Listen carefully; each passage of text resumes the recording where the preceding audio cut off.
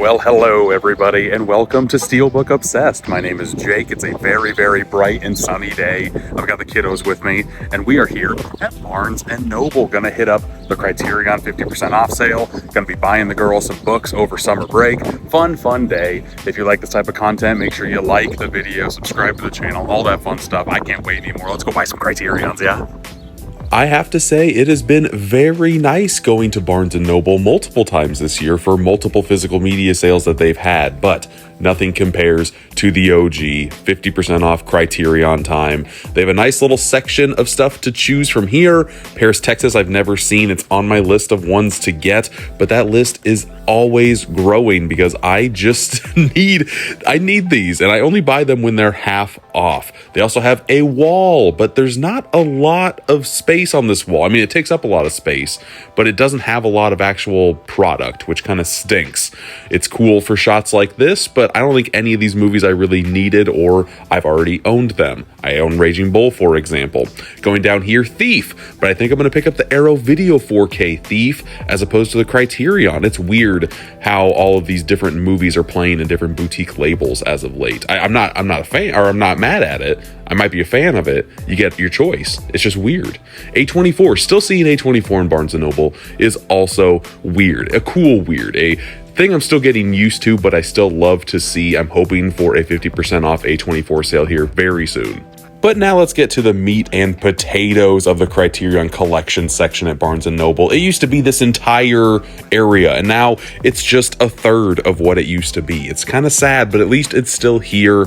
That's just physical media in 2025 these days. Unfortunately, in the retail space, it continues to shrink and shrink. But let's see what they have here, because even though there's not a lot of space, it is chock full and crammed. Funny Games. I have been wanting this. I'm hoping that it gets a 4K release at some point. Real life. I love seeing 4Ks in the comedy genre get the love and attention they deserve. I haven't seen this movie, but I kind of want to. I also haven't seen Trainspotting. And I've been on a big Danny Boyle kick. I love watching a director's filmography from start to finish, and that seems like a big blind spot for me. It's just that packaging is so weird. Gus Van Sant, To Die For. I've seen this movie. I love this movie. I don't own this movie, so maybe I should pick this one up as well. I am not 1,000% sure what I want to do. My goal is to only pick up 2 movies today. Sound of Metal I thought was okay on Netflix, but I love owning movies that you can only, or that were stuck on streaming services. So maybe get this one, Shape of Water on 4K. Love this movie. I already have the Blu-ray in my collection. Do I need the 4K upgrade? I'm not sure. There's so many different choices I can choose from. My kid is choosing Dogman because she loves Dogman right now, and they had a whole section here. And then the rest of their physical media section is thrown to Legos and toys and board games. And again, the shrinking down of physical media in retail stores just stinks. It stings a little bit for people who still love to collect. There's a box set thing that doesn't have any box sets. Like, it's just sad and weird, but the kids have got their stuff. I have it in my bag. There's Barnes & Noble. Until next time, see you later. But let's see what I got. So I am back from Barnes & Noble, and I only really wanted to pick up a couple, but there were 3 that were in my vicinity that I could not leave without, as you can see from right here. That is what these suckers look like. And yeah, I'm very happy that even though the space in my Barnes & Noble was lacking compared to years in the past, I was still able to find some goodies in the wild. First up, you already know this from the packaging. I got Trainspotting in glorious 4K. I had to get 4K everything. Main reason why I almost didn't pick it up for the packaging. Normally, I like odd and unique packaging from Criterion. I feel like this is going to stick out on the shelf. I'm hoping that I can put it up like this on top of all the other ones. I don't know if I'll be able to, but I kind of want to. But I could not leave this behind because I like to get the most bang for my buck. The supplemental materials on this release, there are 2 making of documentaries. Are you kidding me? I could not say no to that. There is an Off the Rails, the making of Trainspotting, a documentary featuring archival interviews with cast, crew members, and behind the scenes footage. And then Memories of Trainspotting, a documentary from 2008 featuring filmmakers as well as actors in that one as well. Very cool. This sucker just seems absolutely loaded to the brim.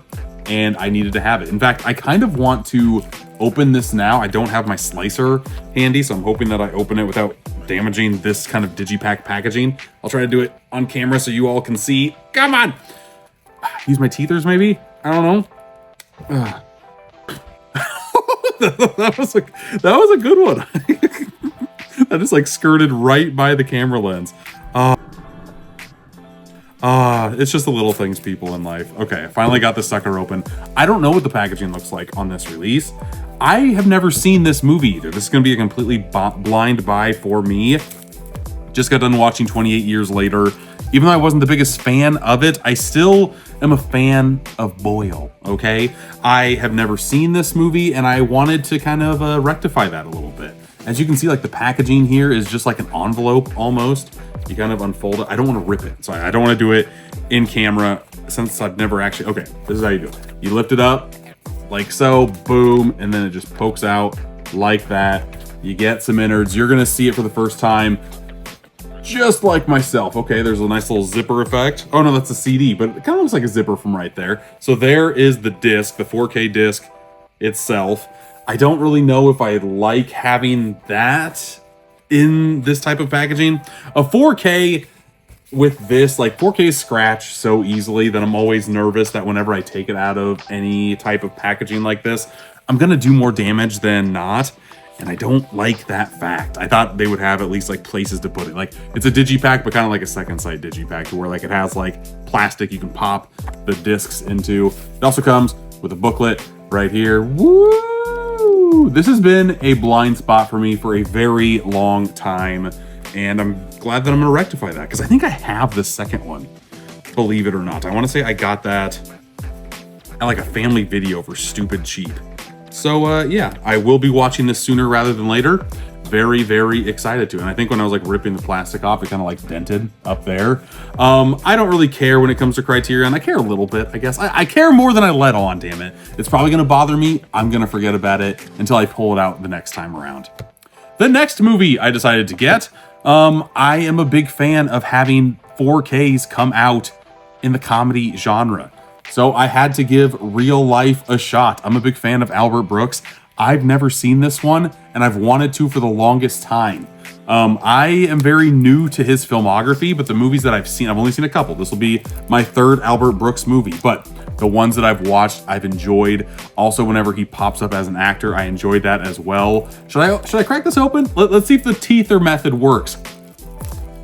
It never fails. It never fails, ladies and gents. Okay, I'm going to poke this one open as well because I'm not just gonna buy something and not watch it, okay? Even though I've got a stack of movies that I need to watch. Jesus, okay, there we go. Even though there's a stack of movies I need to watch, I'm still gonna get around to watching these at some point. Whenever physical media starts to stop slowing or start slowing down, there we go. That is when I will be able to play catch up on all the stuff behind me, right? That's gonna happen, right? It'll happen, maybe, I don't know. Comes with a 4K, a Blu-ray, and a nice little booklet like so. Boom, boom, boom. There is that. There's some inside artwork as well. There's a nice little shot of that. Just a big group of people. Whatever floats your boat, I guess.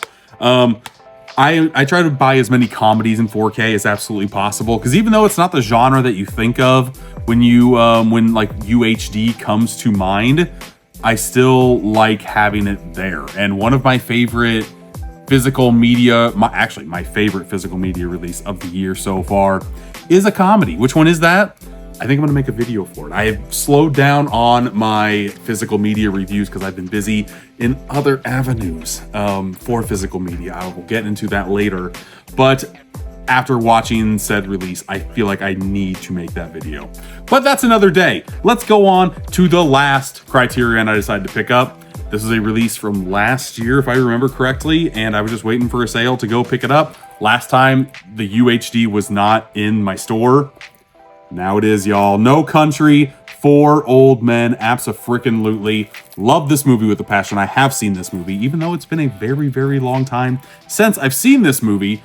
Joel and Ethan Coen classic. Javier Bardem as, like, one of the best original villains in the past 25 years.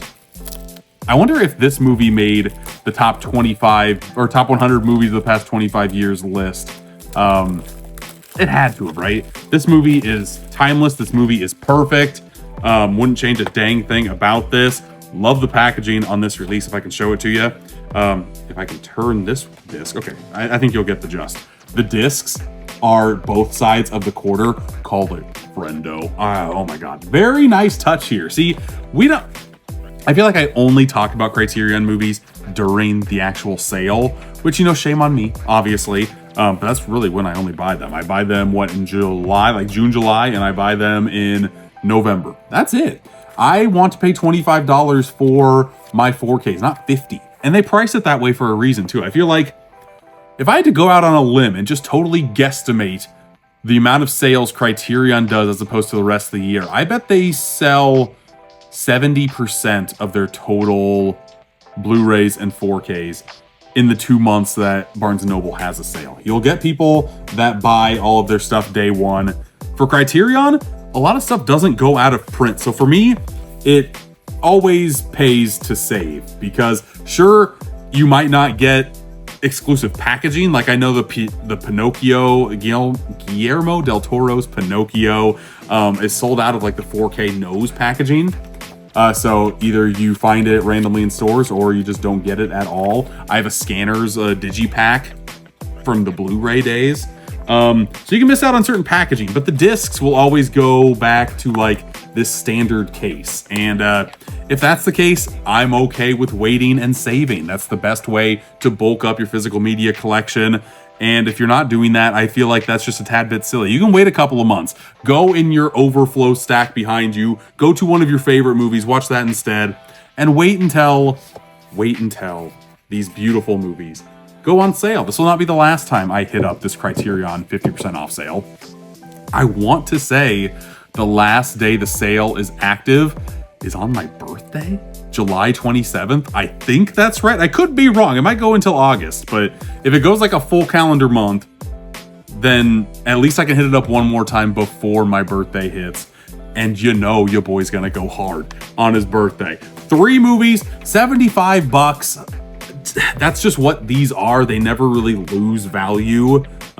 They do once I've opened them, of course. But if you want to buy them new, $25 is always going to be the best price for these, unless you go on some aftermarket or there's really an overload of these. But really, I've never bought a 4K cheaper than that. Blu-rays maybe, because they're getting older in their life cycle. But I want to support Barnes & Noble for doing these sales. I supported them by buying an A24 release when that was announced. I bought a whole bunch of Paramount Steelbooks when they had those 50% off. I would much rather buy my physical media at Barnes & Noble than I would at barnesandnoble.com, than I would at criterion.com. I love the brick and mortar experience because there's just something to going through every single movie that they have, thumbing through it. It's like Zen mode. It really gets you, it gives me some peace just to be like, okay, I've got my coffee in one hand, I've got my other finger just going through and thumbing through the collection to see what I want to add to my collection. If you feel the same way, make sure to let me know in the comments. What Criterion movies did you pick up? Let me know. Thanks for watching. If you got this far and did not like the video, please do so. It helps. I'm going back on the YouTube train. If you made it this far, I can say working on more physical media special features that I can't talk about yet, but I will talk about as soon as I can talk about them, okay? I promise. But thanks for watching, and until next time, I'll see you.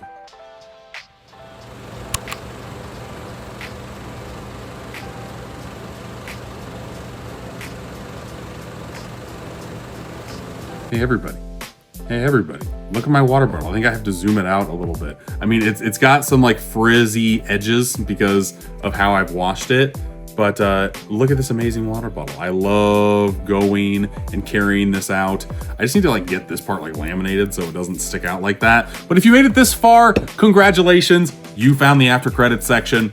Good for you. Good for you. You did it. You did it. My question for you is a simple one. The 3 movies that I got are from very acclaimed directors. We have the Coens, we have Albert Brooks, and we have Danny Boyle. Let me know what your favorite movie is from all 3 of those directors in the comments, or if you only know a couple, just shoot out your favorites, because I'm always curious to see, hey, are there movies in here from these directors that I love that I have not seen. I want to say I've never seen Defending Your Life from Albert Brooks, and I need to change that. I've never seen Sunshine from Danny Boyle because I've heard the third act is horrendous, but the first 2/3 I've heard are phenomenal. I need to watch that as well. And Coen Brothers, I've seen the majority of their stuff. I can't think of one that I haven't off the top of my head, but I probably have. So let me know your favorites in the comments. Thanks again for watching this far, and we're just gonna zoom in to that sexy, sexy spine stack right there. Isn't that great? Isn't that great? Criterion for the win.